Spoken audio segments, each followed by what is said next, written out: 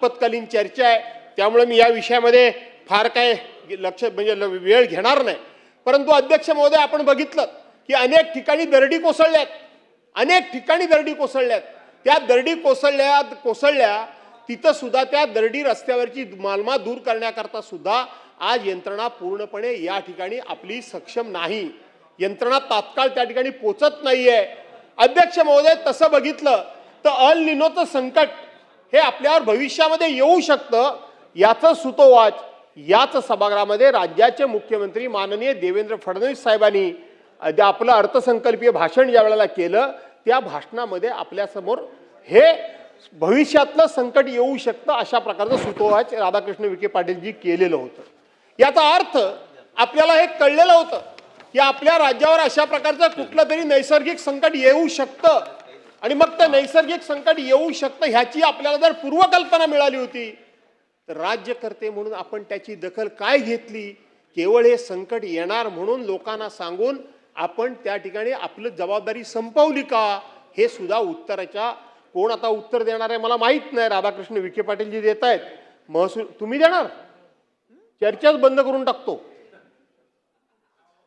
मग काय चर्चाच बंद करून टाकूया? कशाला तुम्ही त्रास कशाला तुम्हाला द्यायचा? मग तुम्ही देऊनच टाका उत्तर. काय परिस्थिती काय राज्याची? महसूल मंत्री नसतील, पुनर्वसन मंत्री नसतील, राज्याचे 2-2 उपमुख्यमंत्री आहेत. मी मुख्यमंत्र्यांचं समजू शकतो आणि तुम्ही जर उत्तर म्हणजे तुमचा मी अवमान करू इच्छित नाही, पण शेवटी महाराष्ट्रावर एवढं मोठं संकट आलेलं असताना तुम्ही जर अशा पद्धतीने केवळ चटावरचं श्राद्ध उरकावं अशा पद्धतीने एखाद्या राज्यमंत्र्याकडून जर आम्हाला उत्तर मिळणार असेल तर ही चर्चा कशाला करायची? अध्यक्ष महोदय, चर्चेमध्ये काय राहिलंय? अशा चर्चा करण्यामध्ये सरकार काय गंभीर आहे? इतका निग्लिजन्स असणं काय योग्य असं मला वाटत नाही. मी या ठिकाणी कुठलंही राजकीय भाष्य करत नाही. पुनर्वसन मंत्री, पुनर्वसन खातं कोणाकडे आहे? राधाकृष्ण विखे पाटील साहेब. जाधव साहेब शासनाची बाजू मंत्री म्हणून ते मांडणारच आहेत ना. मग तर मला आता आपण पण जर असं म्हटलात तर मग माझं तोंडच बंद झालेलं बरं. काय त्याला अर्थच नाही. शासनाच्या बाजूने मंत्री अध्यक्ष महोदय, कॅबिनेट मंत्री गेले कुठं? मंत्री महोदय, कॅबिनेट मंत्री गेले कुठं? मंत्री महोदय, राज्य शासनाच्या वतीने राज्याचा पुनर्वसन मदत व पुनर्वसन खात्याचा राज्यमंत्री म्हणून मी सरकारच्या वतीने उत्तर देणार आहे. त्यामुळे आपण कुठल्याही अशा पद्धतीचा प्रश्न उपस्थित करू नये. माननीय मंत्री महोदय हे आपत्ती व्यवस्थापनासाठी ज्या ठिकाणी घटना घडलेली आहे त्या ठिकाणी कालपासून त्या ठिकाणी आहे आणि गिरीश महाजन साहेब आणि म्हणून आपण त्यामुळे कुठल्या मंत्र्यांनी उत्तर द्यावं हे असा आग्रह आपण धरू शकत नाही. मंत्री महोदय, जाधव साहेब आपण बोला. मी बोलतोय, प्रश्न नुसतं बोलायचंय, बाकी काय आहे त्याच्यामध्ये? इतकं जर महाराष्ट्रावर आलेलं एवढं मोठं संकट असेल आणि त्या संकटाच्या बाबतीत सरकार जर इतक्या पद्धतीने अशा बेजबाबदारपणे, निर्दयपणे आणि उद्दामपणे आणि आमच्याकडे मेजॉरिटी म्हणून कसंही वागणार असेल तर ठीक आहे, नुसती चर्चा करूया, भाषणं करूया आणि विषय संपवून टाकूया. अध्यक्ष महोदय, आणि म्हणून अध्यक्ष महोदय या ठिकाणी अध्यक्ष महोदय अत्यंत महत्वाच्या विषयावर बोलूया, कन्क्लूड होऊ द्या, झाल्यावर देतो तुम्हाला. अरे माझा पॉइंट बोलणार. वसई विरार. अध्यक्ष महोदय, अत्यंत महत्वाच्या विषयावर या ठिकाणी चर्चा चालू आहे. 2 कॅबिनेट मिनिस्टर सभागृहात उपस्थित आहेत.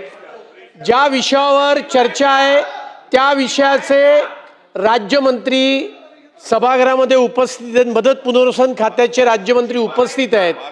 अशा वेळेला ज्यांना विरोधी पक्षनेता होण्याची भयंकर आस लागलेली आहे त्यांना या राज्याचे मदत पुनर्वसन 2 मिनिटं मदत पुनर्वसन मंत्री कोण आहे हे माहित नाहीये. क्रमांक 1. आणि अशा वेळेला राज्य सरकार 2 मिनिटं मला पूर्ण करू द्या. राज्य सरकार संवेदनशील पद्धतीने चर्चेला उत्तर देत असताना सरकार बेताल आहे, उद्दाम आहे. अशा 2 मिनिटं अशा प्रकारची असंसदीय जाधव साहेब चालू करा आपण. एवढी अध्यक्ष महोदय. कोणी इथे सत्ताधारी पक्षातून तुम्ही सांगू ना जरा. वाजले. तुम्ही राम मंदिर लुटणार आहे. चोर कुठले? लुटणार आहे आम्हाला सांगू नये. चला जाधव साहेब आपण चालू करा. सांगू नये, बसा भातखळकर खाली. साहेब खाली बसा. भातखळकर साहेब बसा खाली तुम्ही. खाली बसा, खाली बसा. आम्हाला सांगू नये. चला बसून घ्या. राम मंदिर बसून घ्या सगळे. लुटणार आहे, चला तुम्हाला सगळे यायचे. चला. नीट बोला, नीट बोला, नीट बोला, नीट बोला. वय वय बघा तुमचं. लय लय उर्मट आणि घमेंडखोर नुसता बसलाय कोपऱ्यात. प्रत्येक वेळी असा अहंकार असो हे काय चाललंय?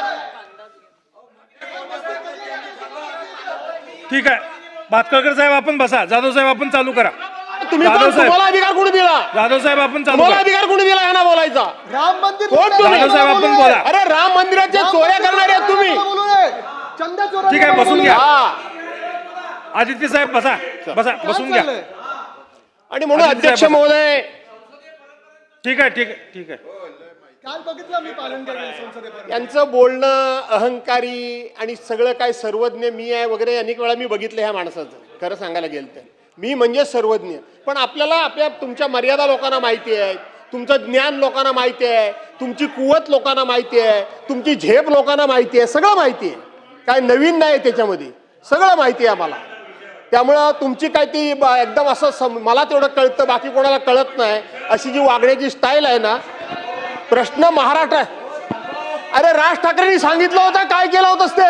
राज ठाकरेंनी सांगितलं होतं की त्यांच्याकडे गेला होता आणि राज ठाकरेंनी नितीन गडकरींना फोन केला. राज ठाकरेंनी मुलाखतीमध्ये सांगितलं होतं. कोणाला निष्ठा सांगताय तुम्ही?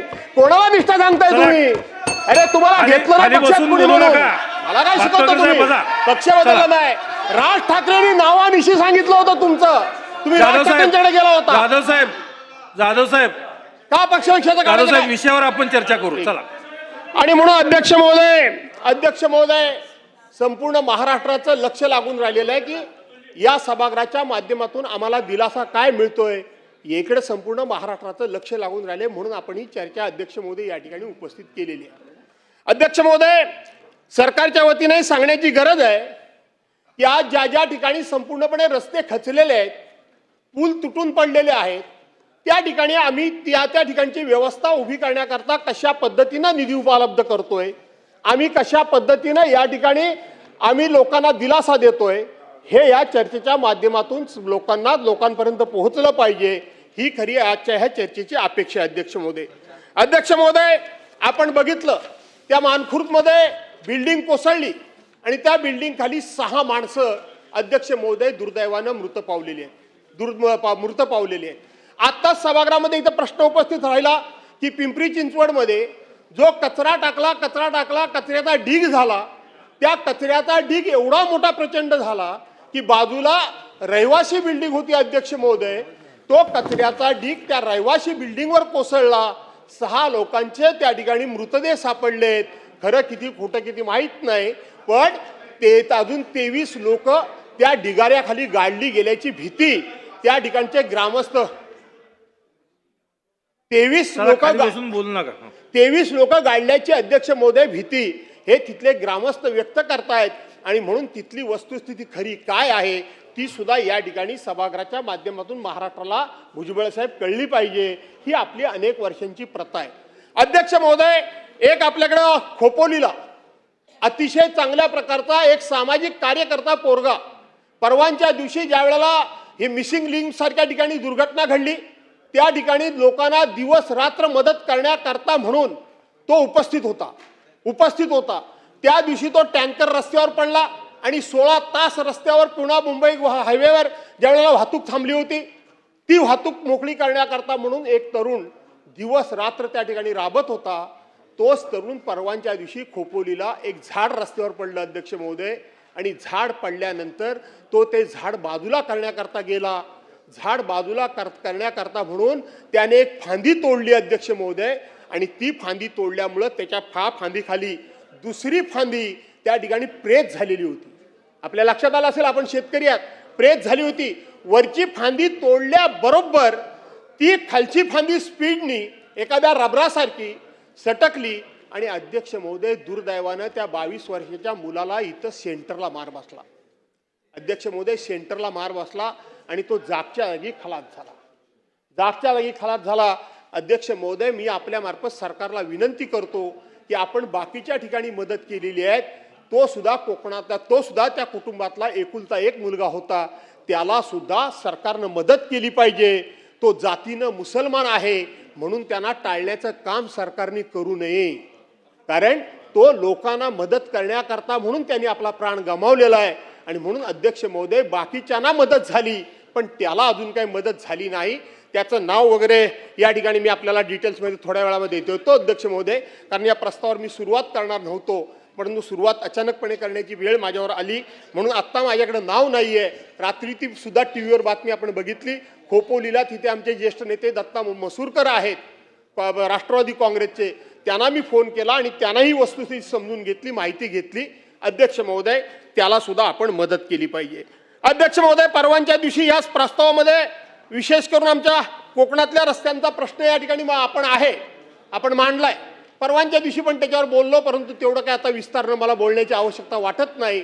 पण अध्यक्ष महोदय, आपण बघितलं तर गेले 3 दिवस मुंबई गोवा हा रस्ता पूर्णपणे पाण्याखाली गेला आणि पाण्याखाली गेल्यामुळं गेले 3 दिवस तिकडची वाहतूक पूर्णपणे बंद झाली.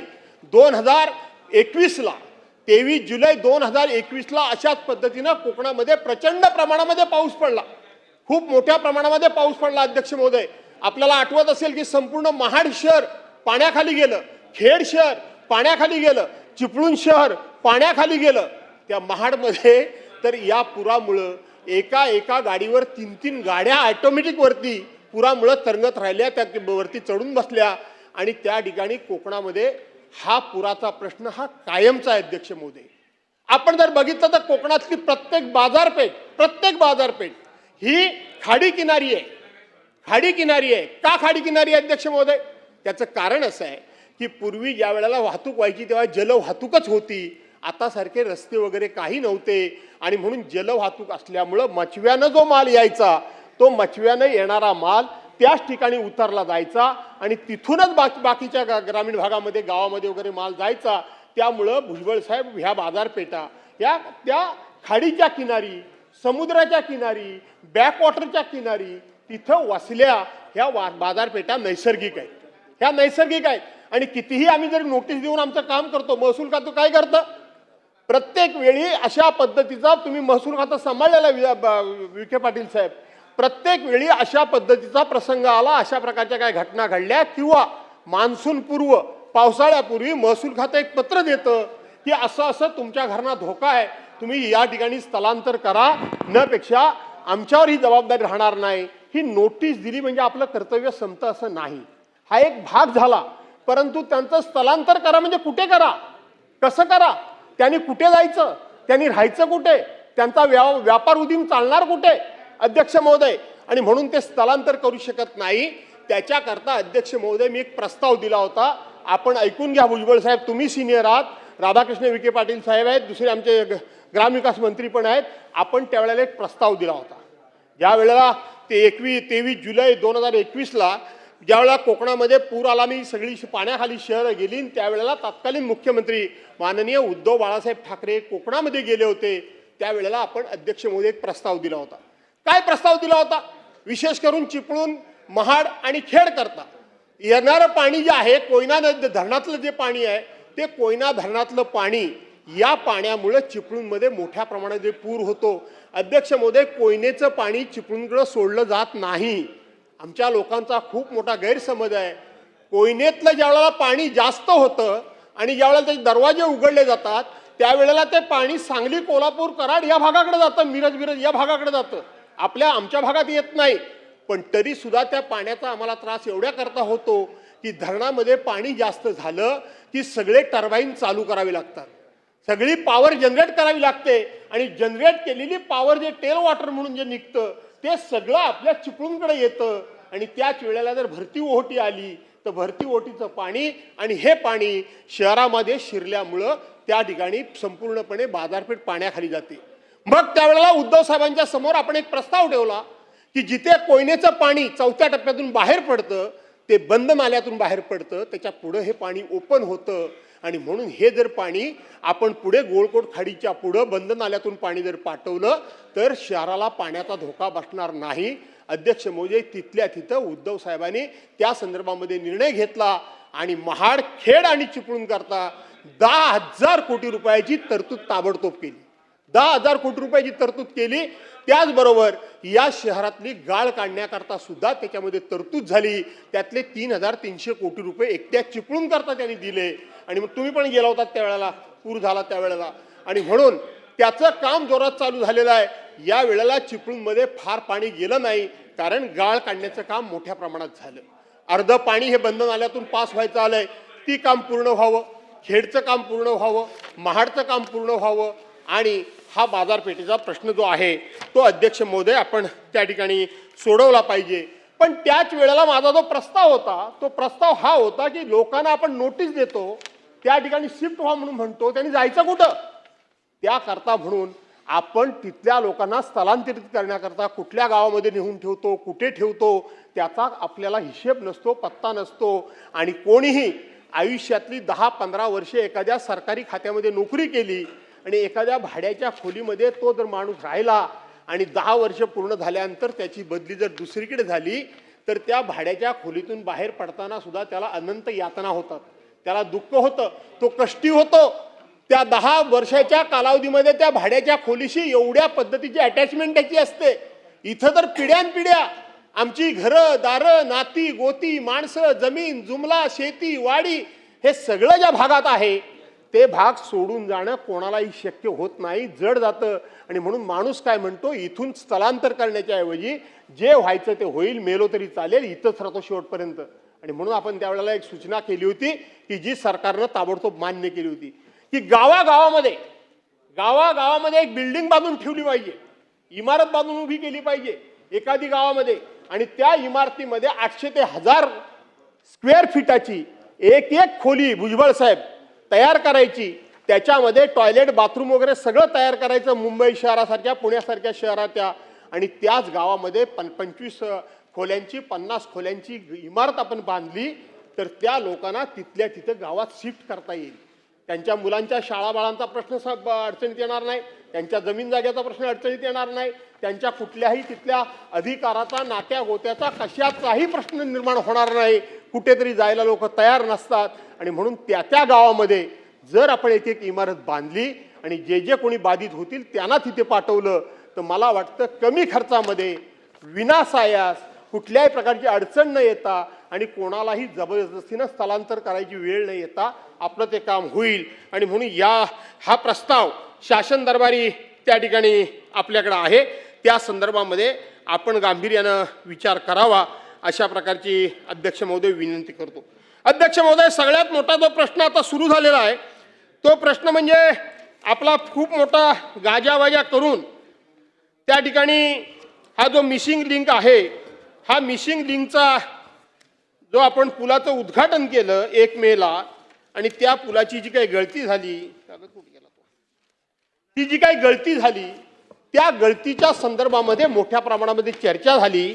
आणि त्याच वेळेला अनेक वर्तमानपत्रांनी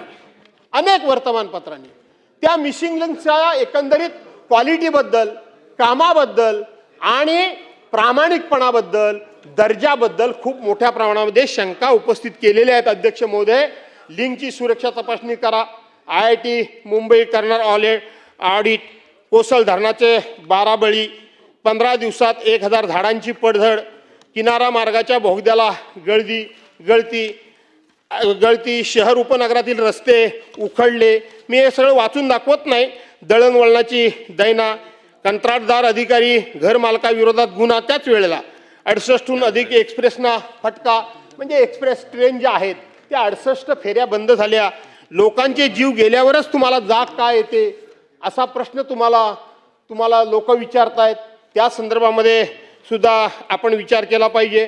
कर्जत लोणावळा घाटात भूस्खलन प्रकल्पाच्या सुरक्षेचे दावे, जे जोरजोरान तुम्ही दावे करता ना, ते दावे तुमचे कसे पाण्यात गेले, पेपर पुढे गेला तो माझा, तुमचे पाण्यात कसे गेले त्या संदर्भात सुद्धा आपण काय सांगितलं होतं. आपण तो ज्यावेळेला मिसिंग लिंकचा पूल बांधला त्याचं उद्घाटन केलं त्यावेळचं आपलं भाषण रेकॉर्डवर आहे.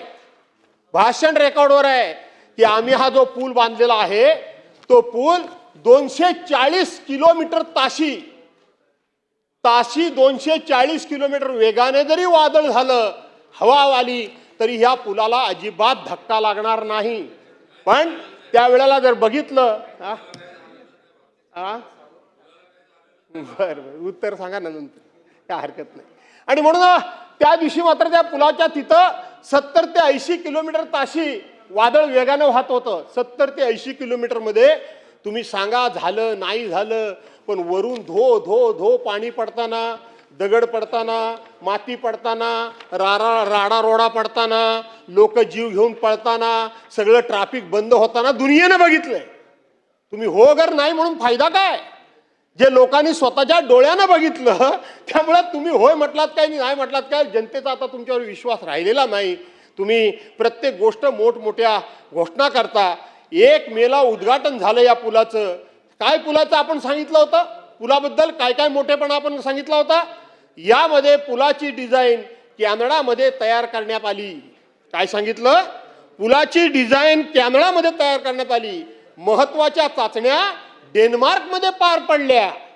केबलचं उत्पादन मलेशियामध्ये झालं. अग्निशमन सुरक्षतेच्या चाचण्या स्पेनमध्ये झाला. मला वाटतं मिसिंग लिंक काय हा एवढ्या सगळ्या देशात फिरायला गेला होता की काय सारखा इकडे गेला होतो, कारण आपल्या हल्ली सारखं परदेशामध्ये फिरणं, बहिर्गमन अंतर्गमन चालूच बघतोय अख्खा देश. त्यातला बहुतेक हा काहीतरी प्रकार आहे. पुलाचं आलेखन तैवानमध्ये झालं आणि केबल तज्ज्ञ सिंगापूरमधून सहभागी झाले. तथापि सदर पहिल्या पावसात या सगळ्या देशातली तुम्ही टेक्नॉलॉजी आणली, काय काय टेस्टिंग केलं आणि काय काय मोठेपणा सांगितला. हा तुमचा मोठेपणा निसर्गानं पहिल्या पावसामध्ये मातीमोल केला. पहिल्या पावसामध्ये तुमचा खरेपणा खोटेपणा हा निसर्गानं अख्ख्या जगासमोर आणला. त्यामुळं तुमच्या कामामध्ये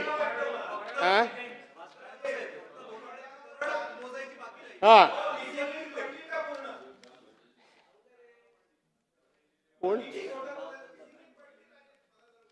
येस बालडी चला खाली बालडी. बसून बोलू नका महेश शेठ. आणि म्हणून अध्यक्ष महोदय हे सगळं आपल्या समोर आलेलं आहे. अध्यक्ष महोदय अजूनही पाऊस संपला नाही. यंदा मुळामध्ये 1 महिना पाऊस अध्यक्ष महोदय उशिरा सुरू झालाय.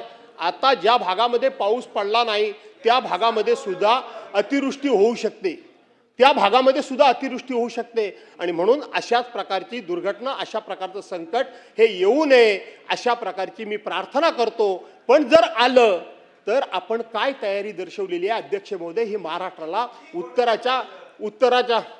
उत्तराच्या भाषणामध्ये माननीय मंत्री महोदयांनी अख्ख्या महाराष्ट्राला सांगून त्या ठिकाणी आश्वासित करावं अशा प्रकारची माझी विनंती आहे.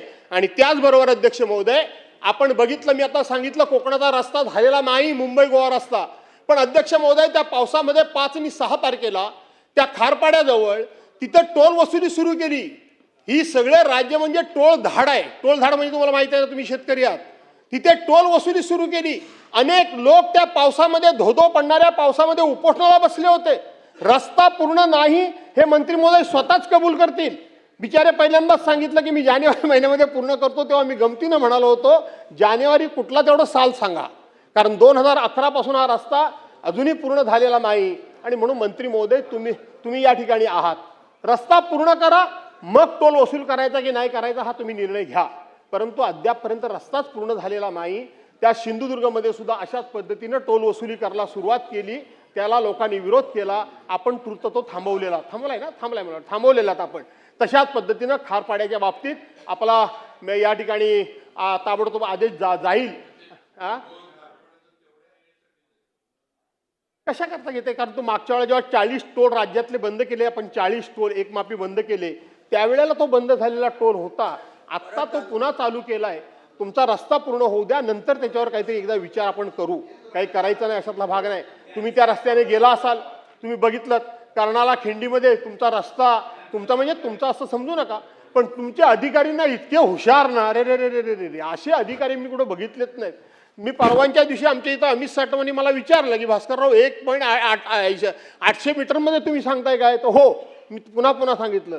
आता तुम्ही बघितलं असाल त्या कर्नाळा खिंडीमध्ये चढताना स्पीड ब्रेकर, चढताना कर्नाळा खिंडीचा चढ तुम्हाला भुजबळ साहेब माहिती आहे, तुमचं आयुष्य संपूर्ण महाराष्ट्रामध्ये फिरून गेलं. जवळजवळ 15-16 ठिकाणी चढताना स्पीड ब्रेकर. कुठली टेक्नॉलॉजी, कसला रस्ता, कशाला स्पीड ब्रेकर, कशाला रमलर, हे सगळे कॉन्ट्रॅक्टरचे खिशे भरण्याकरता म्हणून हे करतोय का आपण? चढताना एवढ्यावर तुम्ही बघा, हे जर खोटं असेल तर या सभागृहामध्ये मला खोटा पाडा. एक फोन करून विचारा तुमच्या अधिकाऱ्यांना की हा भास्कर जाधव म्हणतो ते खरं आहे की खोटं आहे. चढताना स्पीड ब्रेकर, उतार भाग वेगळा. तुम्ही हल्लेली पुण्याला गेला होतात काय साहेब? मला माहित नाही. कराड मार्गे आलात का पुण्याला?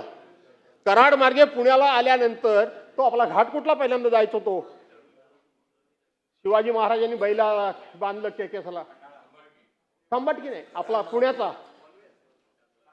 कात्रज घाट. कात्रज घाटाला आपण बायपास काढलाय, त्याला टनेल आहे. तुम्ही तर त्या रस्त्यावर रोज येत असाल. तो टनेल मधून बाहेर आल्यानंतर माझी चेष्टा होईल मला माहित नाही, एकदा तो कोणतरी माणूस नेमा.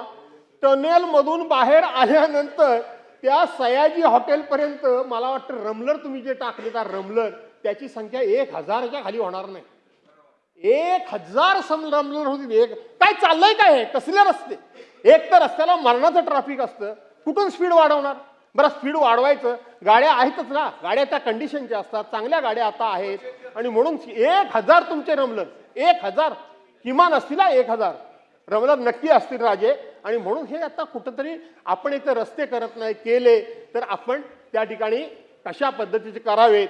आता परशुरामचा घाट तुम्ही बघून आलात.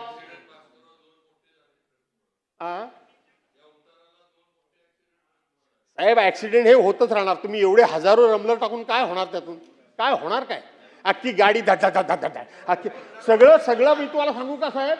मी तुम्हाला सांगतो, ते व्हील अलाइनमेंट आणि ते हे काय असतं ते दुसरं व्हील अलाइनमेंट आणि दुसरं शॉक अब्सॉर्बर नाही, त्याला दुसरं आपण चेक करतो ते व्हील अलाइनमेंटनी व्हील बॅलन्सिंग. मला वाटतं व्हील बॅलन्सिंग आणि व्हील अलाइनमेंट यांचं तुमचं म्हणजे तुम्ही व्यक्तिगत घेऊ नका. साटेलोटम आहे ना काय?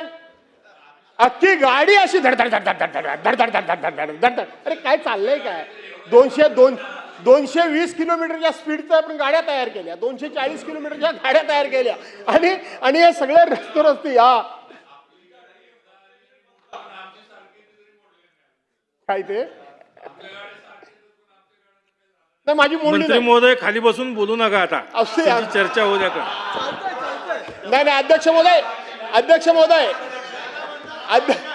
अध्यक्ष महोदय सभागृहामध्ये असंच हलकं फुलकं वातावरण अधूनमधून असलं पाहिजे. अध्यक्ष महोदय गमती जमती असल्या की बरं असतं.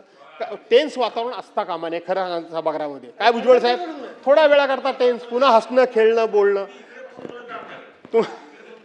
आणि दुसरा आपला परशुराम घाटाबद्दल मी तुम्हाला सांगत होतो राजे, मी तुमच्या ऑफिसकडनं माहिती घेतली, मी तुम्हाला धन्यवाद देतो जर हे होत असेल तर. परशुराम घाट ज्या ठिकाणी खेड आणि चिपळूणची हद्द सुरू होते तिथून जो आपण एक पूल टाकायचं म्हणतोय, आपली माझी सातत्यानं मागणी होती आणि गडकरी साहेबांनी मला कळवलं की भास्कर तुझ्या त्या पुलाची मी मंजुरी देतोय आणि तुमच्या ऑफिसमध्ये माहिती घेतली तर तुमचं ऑफिस पण पाठपुरावा करतंय. तुम्ही त्या परशुराम घाटाच्या आता गॅबेन बांधारा बिंदारा बांधण्याच्या भानगडीत पडू नका. खालची गावं एक ना एक दिवस मी वाईट चिंतित नाही, हे जाणारच आहेत, खाली जाणार आहेत. मी त्याही वेळेला सांगितलं होतं की हा परशुराम घाट कट करू नका, आहे तसाच ठेवा आणि इथून समोर पूल टाका. तो लोटनशावरून रेस्ट हाऊस जे आपलं कापसाळ साहेबांना सगळं माहिती आहे, रेस्ट हाऊस आपलं जे आहे त्या रेस्ट हाऊसच्या पुढे एकदम बाहेर पडेल आणि कायमचा प्रश्न मिटून जाईल. पण आपण तो डोंगर कापून कापून कापून वरची लोक पण घाबरलेली आहेत परशुरामची आणि खाली पेड्यातल्या लोकांच्यावर पण तो कधी डोंगर येईल पत्ता लागणार नाही. आणि म्हणून तो पूल बांधण्याचं गडकरी साहेबांनी कबूल केलंय असं मला निरोप आला. मी आपल्या ऑफिसला येऊन चौकशी केली तर ते खरं आहे असं मला सांगितलं गेलं. राजे पाठपुरावा करा, लोकांना जर वाचवायचं असेल ती गावं जर गाडली जायला नको असतील तर पाठपुरावा करा. माळीण व्हायला नको, माहिती आहे माळींची घटना. अशा पद्धतीची आपल्याला विनंती करतो, जास्त वेळ घेत नाही. आपण ज्यांची दुबार पेरणी आता व्हायला लागलेली आहे त्या शेतकऱ्यांच्या बाबतीत काय करणार आहात? काय निर्णय घेणार आहात? त्यांना बी बियाणं कसं देणार आहात? त्यांना खत वगैरे कसं देणार आहात? कशा पद्धतीने त्यांना मदत करणार आहात? याचा सुद्धा विचार आपण करावा. अशा प्रकारची आपल्याला विनंती करतो. पूर्वी मुंबईमध्ये मोठ्या प्रमाणामध्ये पाणी साचलं जरासं की ते ठाकऱ्यांमुळं साचायचं. जरा काय झालं की ठाकरेंमुळं पाणी साचलं, जरा काय झालं की ठाकरेंमुळं झाड पडलं, जरा काय झालं ठाकऱ्यांमुळं रस्ता खचला झाला. आनंदाची बातमी एवढीच आहे यावेळेला या सगळ्या भानगडीमध्ये, यावेळेला ठाकऱ्यांमुळं नाही झालं, यावेळेला पावसामुळं झालं. पावसामुळं झालं, यावेळेला ठाकऱ्यांमुळं झालं नाही. पण ठाकरेंच्या हातामध्ये मुंबई होती, त्यावेळेला मुंबईची कशी काळजी घेतली जात होती ही मात्र पहिल्याच पावसानं महाराष्ट्राला दाखवून दिलं. त्या उठ्याकरता मी पावसाला मात्र धन्यवाद देतो, बाकी कोणाला मी धन्यवाद देत नाही. आता अध्यक्ष महोदय, एक गमतीचा किस्सा मी तुम्हाला सांगतो की आज सकाळी एक आम्हाला मेसेज आलाय, पोरं शाळेत इकडे तिकडे धावतायत, पळतायत. अरे ही मुलं पळतायत का? तर पळतायत, आमचे गुरुजी कुठे आहेत ते शोधतायत. ती मुलं शाळेमध्ये, गुरुजी नाहीत, त्यांना शोधतायत शिक्षकांना. मग शिक्षक कुठे गेले? ते शिक्षक गेले पोरांच्या आईबापाला शोधायला. पोरांच्या आईबापाला शोधायला कशा करता? SIRचं काम. ती पोरांचे आईबाप कुठे आहेत त्यांना शोधायला. पोरांचे आईबाप कुठे गेले? ते गेले 2002ला आमचे आईबाबा कुठे आहेत त्यांना शोधायला, म्हणजे त्यांच्या आईबापाला शोधायला. ही आता राज्याची परिस्थिती आहे, बरोबर आहे की नाही? SIRला मॅपिंग झालं. आता प्रत्येकाचा मतदाराचं, आणि म्हणून शाळेतली पोरं त्यांचं वाटोळं लावू नका, त्यांचं भवितव्याचा विचार करा, त्या शिक्षकांना किती कुठे झुंपायचं त्याचा पण विचार करा अशी विनंती करतो. माझ्यापेक्षा अन्य बोलणारे आहेत, आपण मला बराच वेळ दिला त्याबद्दल आपल्याला मी धन्यवाद देतो. ज्या ठिकाणी अतिवृष्टी झाली आहे आणि जिथे कुठे नुकसान झालंय त्यांना मदत करा. भविष्यात अतिवृष्टी होईल त्याची काय ती काळजी घ्या. ज्या भागामध्ये पाऊस पडला नाही त्या शेतकऱ्यांना कशी मदत अल्निनोवर, हो बरं, अल्निनोवर त्याची काळजी घ्या. आणि मी सांगितल्याप्रमाणे त्या खोपोलीचा पोरगा जो गेला त्याचं नाव मी आपल्याला देतो. फक्त तो मुसलमान आहे म्हणून त्याला मदत करू नका, असं करू नका. नाही तो मुसलमान आहे म्हणून त्याला मदत करणार नाही, कारण आपल्याकडे जरा काय झालं की मुसलमान हे ते, पण मी ते आता जात नाही जास्त. आणि म्हणून त्याला मदत करा, कारण तो प्रत्येकाच्या मदतीला धावणारा पोरगा गेलाय अशी विनंती करतो. आणि आपल्याला धन्यवाद देऊन या ठिकाणी थांबतो. जय हिंद, जय महाराष्ट्र. सन्माननीय